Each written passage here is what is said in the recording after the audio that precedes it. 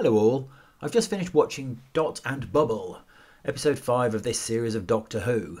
And I'm sorry to those who enjoy my scathing reviews of what has been a terrible series so far, but this one was okay.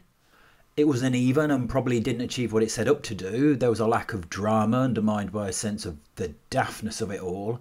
And part of the setup and story made no sense, but there was an engaging performance by the lead, which wasn't Ncuti, by the way, as again, and happily, he was mainly absent. And once again, there are a lot of extreme close-ups. I understand it because they're kind of doing the Iron Man thing, but this is the third episode in a row where it's a tool they're using, and now it no longer feels like it's specific to the story, it feels like a stylistic choice. And there is one part of this episode that I'm really quite torn on. So overall it was fine.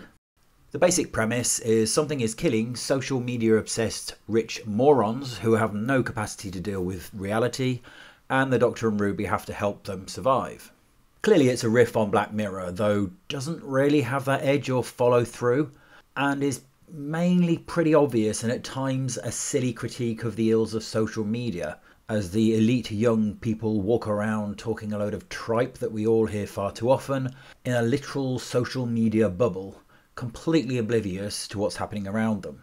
It could also be inferred as a commentary on the plague of narcissism that seems to be sweeping across the Western world. And I have to tell you, these people are irritating, and it's pretty off-putting. You almost side with the bad guys. It's the point, obviously, but it walks a thin line as to make the show unwatchable. Lindy Pepperbean is the main protagonist, with the Doctor and Ruby being relegated to Snapchat thumbnails in her bubble, but as you'd expect, they're about as irritating as everybody else.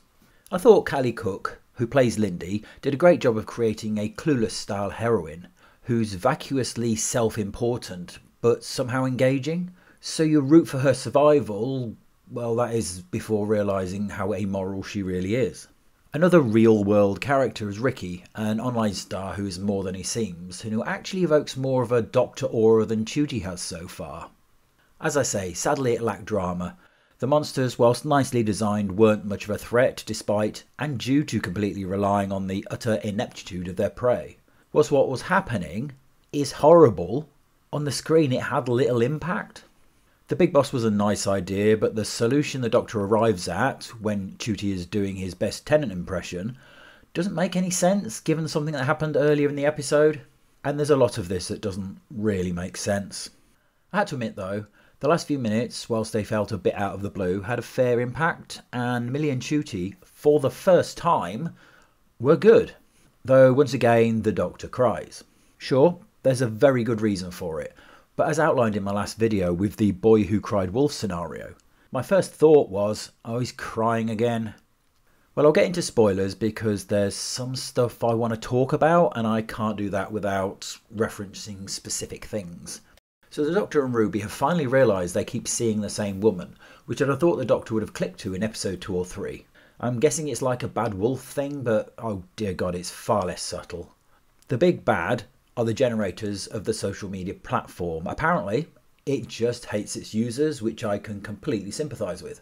So it walks them in alphabetical order straight into the jaws of the creatures, which seem almost sedentary.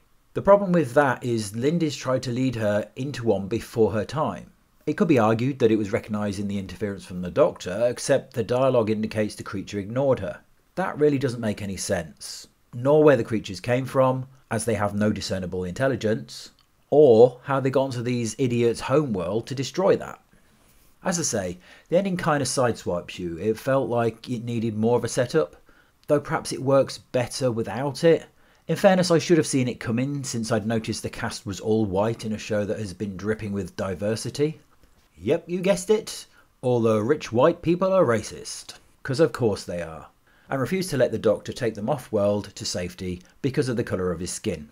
It's a massive trope, and it could be argued that this bit was tagged on for effect and more of that messaging.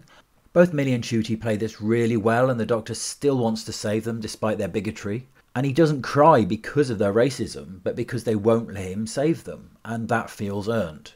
Obviously, this plays into the stereotypical evil white people trope, which is getting very boring now, and I'd wish they'd gone a little more subtle with that. You see, the beauty of sci-fi is that you can use analogy and metaphor to describe real-world problems and social political issues. It avoids direct comparison, and in a world where such nonsense phrases as reverse racism exist, it avoids divisiveness. Doing it this way means it's on the nose, trite, and also a bit lazy. So I'm torn. I like the idea, but I have issues with the execution. But there's also something else that troubles me about this. Is the Doctor black as we'd recognise it? It's a weird one, because he isn't really. He's just presenting as black in this regeneration. We know he's presenting as something because that was a phrase used in the Star Beast. He's not had those life experiences or had to deal with the prejudice people face in real life, and is one bad day away from changing again and it not being a problem for him anymore. So touching on racism is kind of treading a tightrope. For example, the Doctor says he'll do anything if they'll let him save them. Yeah, but he didn't. He could have walked away, regenerated, as I say, into a more acceptable form for them and saved them. So clearly, anything has its limits. It was a striking moment, however. So overall it was fine. It was a standard Doctor Who filler episode.